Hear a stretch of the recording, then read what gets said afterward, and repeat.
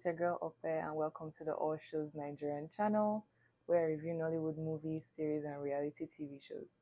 I'm so sorry for the glare behind. I'm gonna try and make my head tilt this way so you can reduce it a little bit. But I'm really sorry for that, guys. I tried to reduce it the best way I could, but I don't know. It still keeps giving a glare at the back. But aside that, today we'll be doing something different.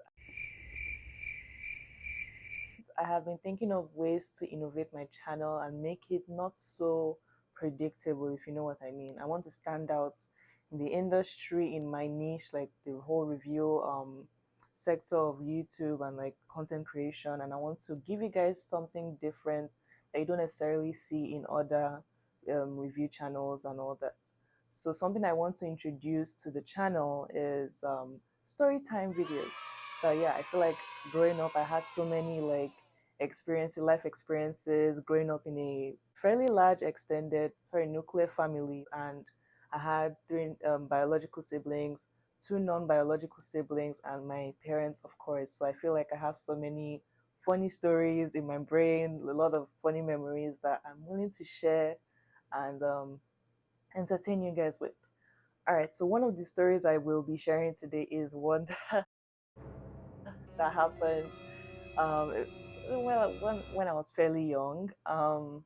It was a time when I got my sister in trouble, one of my sisters in trouble. I have two biological sisters and one brother, and then I have two non-biological sisters. So in total, we are six kids and two parents. Yeah. So the time I got one of my biological sisters in trouble, just thinking about the story, I'm already laughing. But yeah, it happened when we were fairly young. Comment down below if you guys would love to see story time videos on the channel, if you're happy with this new addition to the channel. And yeah, let's get into the story. All right, so this sister, I'm going to call her, I'm not going to use the real names of my family members. No, I'm not that kind of content creator if that's what you're looking for. Like, nah, I don't do that. I'm going to use code names for them. So this particular sister, I will call her Mischievous. She's going to kill me. But I will call her Mischievous in this video, and because I'll use my own name, Okwe, and I'll call my mom Mommy Dearest. Okay, so my mom will be Mommy Dearest. My other siblings don't really feature in this particular story, but in future stories, you're going to definitely hear them, and I'm going to give them their own code names as well. But anyways, on this particular day, I don't know if you guys are familiar with this, but I'm a Redeem member, which is RCCG domination in Nigeria, and usually they have like midweek services. They have a service on Tuesday and on Thursday. So I think this happened on one of the midweek services. We call it Digging Deep. If you know, you know. But yeah, we went for a Digging Deep service in the evening. It's usually from like 6 to 8. So we went there, like my mom came back from work, picked all of us from the house, and we all went straight to church. So during the Digging Deep service, obviously there was praise and worship, the pastor preached and all that. So after the sermon, usually you give your offering on your tithes or whatever. So it was getting to the time when we needed to give our offerings for the service, and my mom usually calls one of us to give the others the money and stuff like that, depending on who is closest to her. So I feel like I was closest to her that day. And mind you, let me just also put this out there that I was probably less than 10 years old when this happened. So this particular sister, Mischievous, I'm like 3 years older than her.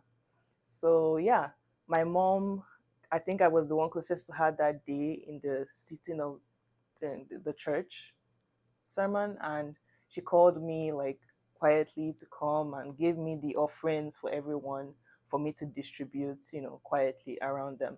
So I don't even know why I even did this,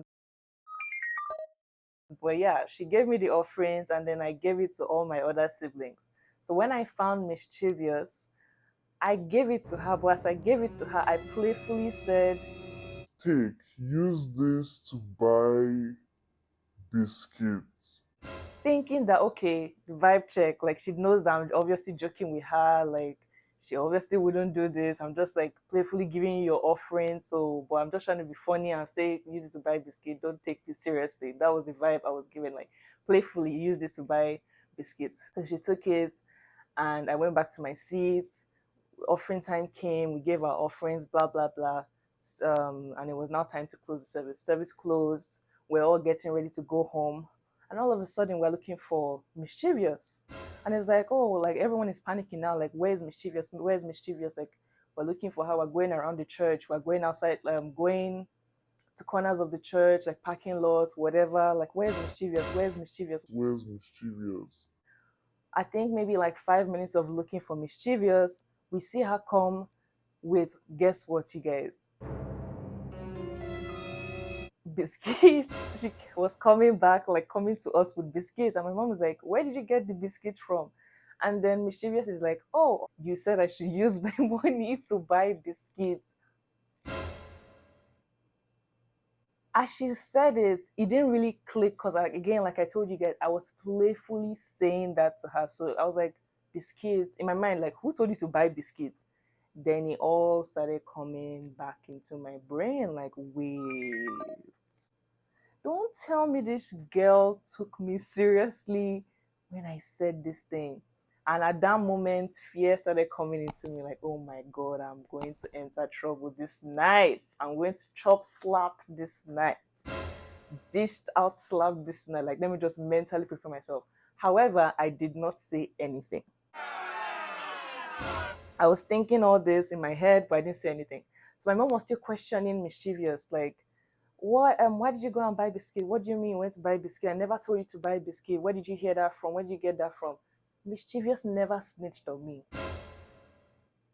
Like, I was shocked. I expected mischievous to snitch on me because Mischievous is a very mischievous person. that's why I gave her that nickname. She can be very mischievous and she can be a snitch type of thing. So I was really shocked that she didn't snitch on me. So my mom kept questioning her, questioning her, questioning her. And eventually we had to go home. So my mom stopped the questioning. She didn't want to bring attention to her and all that. So we went back home. Again, the questioning continued. And mischievous still never even gave out like that I was the one. And me too, scared of getting into trouble. I didn't even say anything, unfortunately. I also want to add here that part of the reasons why my mom was extremely upset about mischievous buying something was because the place that she went to buy the biscuit was actually outside of the church. She actually went outside the church to buy it, and that place is not really like a safe place. And it was also, like I said, the church service was late in the evening, like around that 8 o'clock kind of period in the night. So it was very risky for a child to like go out on their own, like without any adult. So that was part of the reasons why my mom was very, very upset. So that same night, mischievous chop slap on my behalf again. As you're watching this mischievous, you know yourself, I'm so sorry. She chop slap that night, like because of me, and I felt really, really bad. And this feeling, like I carried it for like years because I feel like we never talked about it up until I think sometime last year when me and mischievous were like vibing. Obviously, we're all grown now, and then I brought it up, and she was like, Oh yeah, I remember that incident very, very well. I remember it very well. And she also told me how, like, because of that incident, she felt like she could not really trust me as much or open up to me growing up.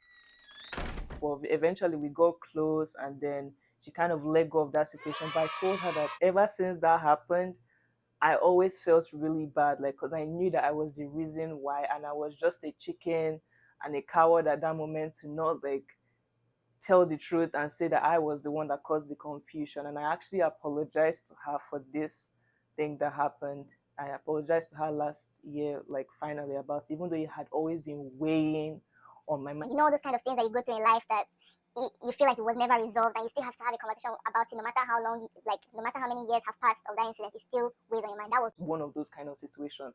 And I just felt good, like speaking to her about it, acknowledging that I was wrong in that moment, begging her for forgiveness last year. And she was like, you know, I let go of the all my resentment and everything regarding that situation like years ago, but it is really nice to hear you validate, like, okay, it wasn't just in my head. Like, all those things of you telling me to go and buy biscuits, like it wasn't just in my head. I didn't just form that thing in my mind. Like that kind of made her feel good, and I'm so happy that we had that conversation and like squashed it completely. But yeah, that is the story that I have for you guys today. Oh my god, like there will definitely be more stories, but that particular story was one that we even now recently talked about. So that's part of the reasons why I now like got this idea of story times, because we actually talked about it again a few weeks ago. And I was like, you know what, this would be a nice story to share to people and like, yeah, maybe teach them a lesson. Anybody that has gone through something like this, please comment down below your thoughts. I'm sure everybody had, a very like mischievous time in their life, like as kids, things that we did that we're not so proud of, things that we did to our siblings that we're not necessarily proud of. My advice to you is make that right today. Make it right today, because you never know if that person actually carried that thing for the rest of like the years and stuff like that. You don't know if that person has healed from whatever you did to them growing up and all that. So it's just better to just nip it in the bud, accept you're wrong, and move forward on a clean slate. All right, guys, that's all for today. Yeah, I know this is a very different vibe from my channel. Comment down below if you guys enjoyed this video. Don't forget to like, comment, share, and subscribe. And don't forget to turn on your post notifications as well, so you get notified every single time I post a new video. All right, that'll be all for today, guys. Thank you so much, and I'll see you in my next one. Bye.